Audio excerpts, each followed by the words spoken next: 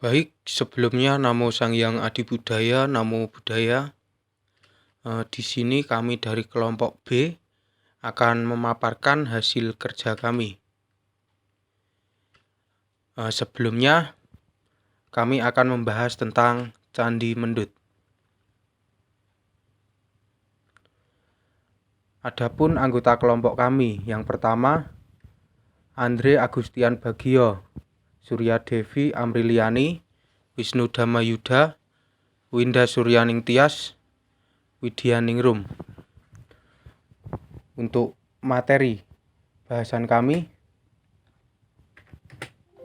yang pertama sejarah Candi Mendut, yang kedua arsitektur, yang ketiga pencagaran Candi Mendut, yang keempat fakta unik tentang Candi Mendut, yang kelima 3 arca Buddha di dalam candi, yang keenam ciri khas Candi Mendut, yang ketujuh penemuan kembali Candi Mendut, yang kedelapan nilai-nilai historis berdirinya Candi Mendut, yang kesembilan kerusakan-kerusakan Candi Mendut, dan yang terakhir cara merawat dan melestarikan Candi Mendut.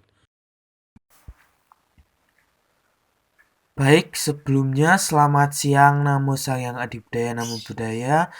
Perkenalkan, saya Andre Agustian Bagio. Di sini saya akan melanjutkan presentasi dari kelompok kami, yaitu tentang sejarah Candi Mendut.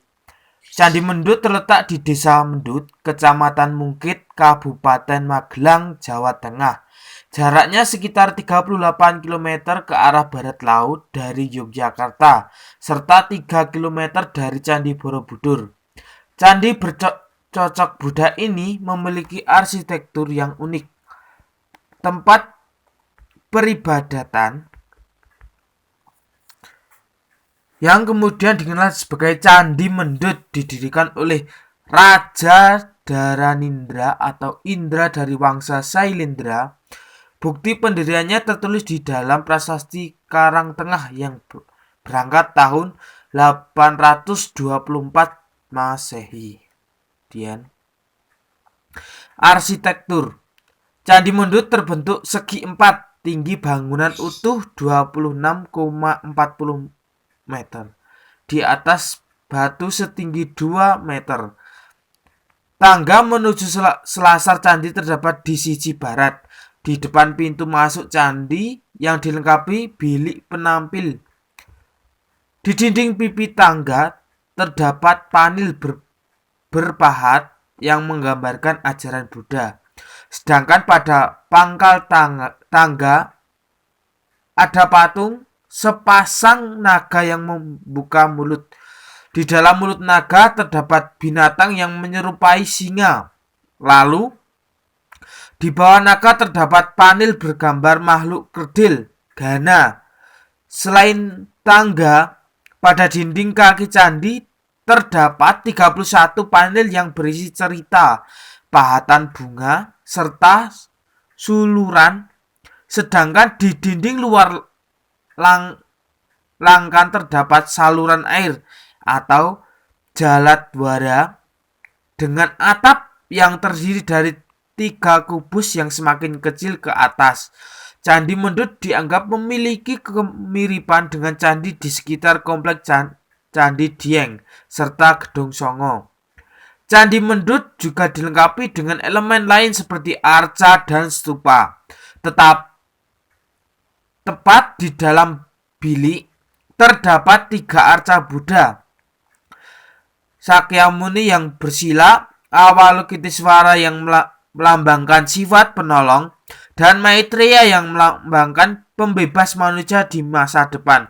Setelah itu terdapat sejumlah 48 stupa di atap Candi Mendut. Pada tingkat pertama terdapat 24 buah, tingkat kedua 16 buah.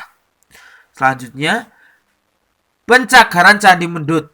Candi Mendut melalui Regnas CB nomor CB273 SK penetapan nomor 173 M1998 tanggal SK 16 Juli 1998 tingkat SK Menteri. Yang kedua, peringkat cagar budaya. Yang ketiga, jenis cagar budaya atau struktur. Yang keempat, nama cagar budaya atau candi mendut.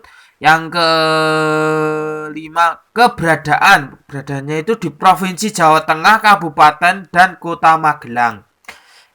Selanjutnya, fakta unik Candi Mendut. Yang pertama, Candi Mendut memiliki pintu masuk yang menghadap ke arah barat, bertolak belakang dengan candi yang lain, seperti Candi Borobudur yang menghadap ke arah timur. Yang kedua, di bagian kaki candi terdapat berbagai macam relief panel yang berisi cerita Jataka.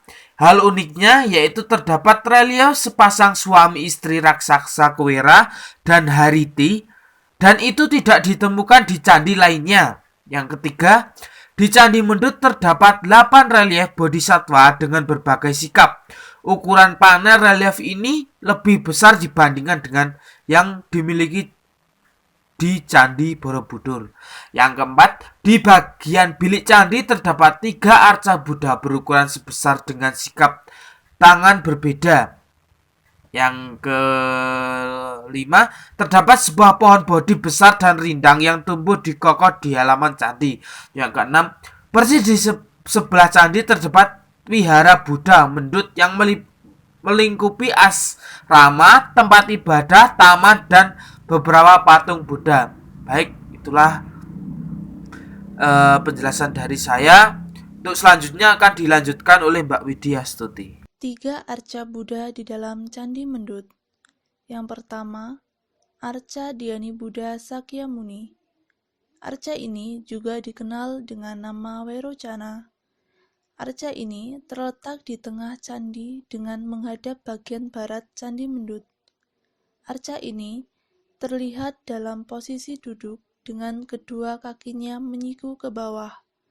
Kakinya menapak di landasan yang memiliki bentuk bunga teratai. Sementara tangan arca Dhyani Buddha Sakyamuni bersikap Dharma Cakra Mudra. Sikap ini bermakna Buddha yang sedang memutar roda kehidupan. 2. Arca Buddha Avalokiteswara. Arca Buddha Avalokiteswara atau Lokeswara terletak di sebelah utara Dhyani Buddha Sakyamuni. Arca ini menghadap ke sisi selatan Candi Mendut. Dalam arca ini, Buddha digambarkan sedang berduduk dengan kaki kirinya dilipat ke dalam, sementara kaki kanannya menjuntai ke arah bawah. Arca Buddha Avalokiteswara ini mengambil sikap tangan Wara Mudra, yang artinya Buddha sedang memberikan pengajaran. Arca Lokeswara ini dirupakan memakai pakaian kebesaran kerajaan dengan ditambah perhiasan di bagian leher, bahu, telinga. Tak lupa ada mahkota yang menambah keagungan dari arca ini. 3. Arca Bodhisattva Vajrapani. Arca ketiga ini memiliki letak di sebelah kiri arca Buddha Sakyamuni. Arca Bodhisattva Vajrapani digambarkan menghadap ke utara. Dalam arca ini, Buddha digambarkan sedang dalam posisi duduk dengan posisi kaki kanan dilipat dengan telapak kaki Buddha menyentuh paha. Sementara paha kirinya digambarkan menjuntai ke bawah. Sama halnya seperti arca Buddha Avalokiteswara, arca Bodhisattva Vajrapani juga digambarkan memakai pakaian kebesaran. Ciri khas Candi Mendut. Ciri khas dari Candi Mendut yaitu memiliki denah dasar berbentuk segi empat. Beberapa tempat terdapat jaladwara, tangga menuju selasar menghadap sisi barat. Selain itu, keunikan Candi Mendut salah satunya terdapat sebuah pohon bodhi besar dan rindang yang tumbuh kokoh di halaman candi, dan menjadi keyakinan bagi umat Buddha pohon ini menjadi tempat Siddhartha Gautama untuk mencapai penerangan yang sempurna. Dan terdapat kompleks wihara yang berada di sebelahnya turut menambah kekentalan nuansa Buddha yang digunakan sebagai tempat ibadah umat Buddha dan tempat berkumpul serta belajar para biku. Di sini saya akan melanjutkan presentasi dari Widya Stuti yang membahas ciri khas yang terdapat di Candi Mendut. Yang pertama, Buddha Sakyamuni yang terdapat di Candi Mendut memiliki ukuran besar dengan posisi duduk menjadi ciri khas dan keunikan yang tidak dimiliki oleh candi Buddhis. Yang kedua, di sebelah kanan pintu masuk ke bilik candi terdapat relief Kulwara. Yang ketiga, di sebelah kiri pintu masuk ke bilik candi terdapat relief Hariti sedang duduk sambil memangku anaknya. Yang keempat, jalan menuju bilik candi pada ambang atas terdapat hiasan kala dan makara pada pipi tangga masuk baik sebelah kanan maupun sebelah kiri. Yang kelima, di dalam bilik candi terdapat 3 arca Buddha. Yang selanjutnya, penemuan kembali Candi Mendut. Penemuan kembali Candi Mendut terjadi di tahun 1836. Pada saat itu berhasil ditemukan seluruh bagian Candi Mendut kecuali bagian atap dari candi. Pemerintah Hindia Belanda pada saat itu melakukan pemugaran sejak tahun 1897 sampai 1904. Hasil upaya ini cukup baik dengan berhasil mengembalikan bagian kaki dan tubuh candi lewat rekonstruksi. Meski begitu, terdapat beberapa bagian candi yang masih belum dapat direkonstruksi kembali. 4 tahun berselang, Van Aert menjadi pemimpin untuk kegiatan rekonstruksi Candi Mendut tahap 2. Tim ini melakukan aktivitas pada masa bentuk atap candi, pemasangan stupa, dan perbaikan pada beberapa puncak atap candi. Tujuan rekonstruksi ini cukup baik, hanya saja sempat terkendala dana di tengah prosesnya. Kegiatan rekonstruksi ini baru dimulai kembali di tahun 1925. Berkat upaya-upaya rekonstruksi ini, kita kini dapat menikmati keunikan Candi Mendut sambil mempelajari sejarah Candi Mendut dan pesan di balik setiap arsitekturnya.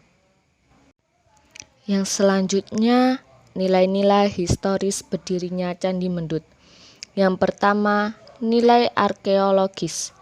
Candi Mendut dipercaya mengandung data arkeologis yang bernilai dari sejarah bangsa Indonesia. Yang kedua, nilai historis. Candi Mendut mempunyai nilai historis karena candi ini dipercaya bahwa kejadian-kejadian dan orang-orang terdahulu terlibat dengan monumen dan situs adalah penting. Yang ketiga, nilai spiritual. Candi Mendut mempunyai nilai spiritual karena dipercaya bahwa sekarang atau dahulu merupakan sebuah tempat suci dan mempunyai nilai-nilai penting religius, ada kalanya bersifat simbolis atau transenden. Yang keempat, nilai budaya. Candi Mendut mempunyai nilai budaya karena Candi Mendut merupakan sebuah saksi tentang perkembangan budaya. Keberadaan Candi Mendut mengesahkan tanggapan mengenai masa lalu bangsa Indonesia. Yang kelima, nilai keindahan.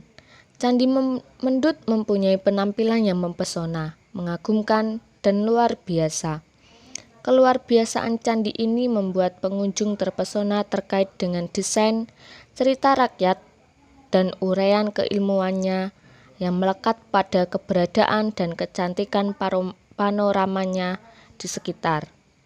Yang keenam, nilai ekonomi. Keberadaan Candi Mendut mampu mendorong kegiatan ekonomi di daerah di mana candi itu berada dengan memberikan employment pada penduduk setempat melalui kepariwisataan dan semua bisnis serta perusahaan yang melayani secara langsung dan tidak langsung industri kepariwisataan nasional.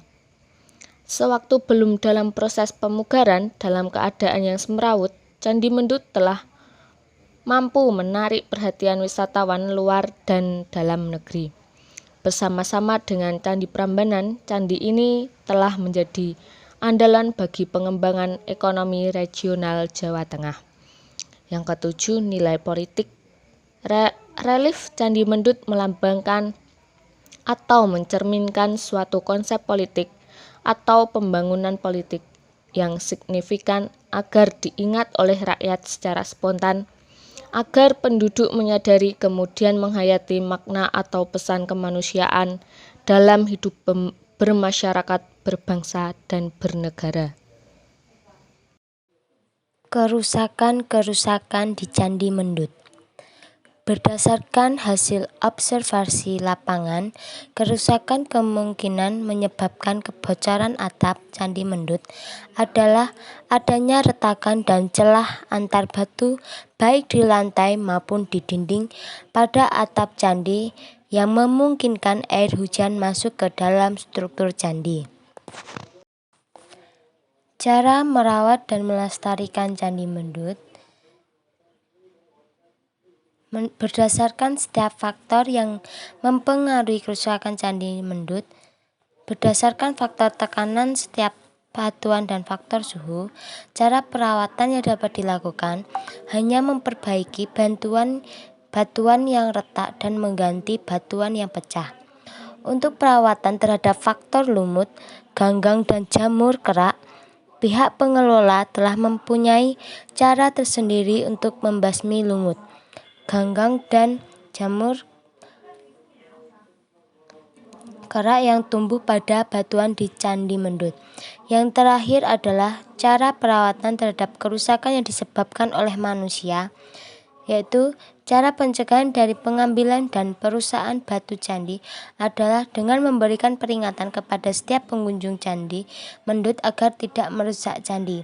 Apabila dilanggarnya, maka akan dikenai sanksi atau hukum. Sekian dari presentasi kelompok kami.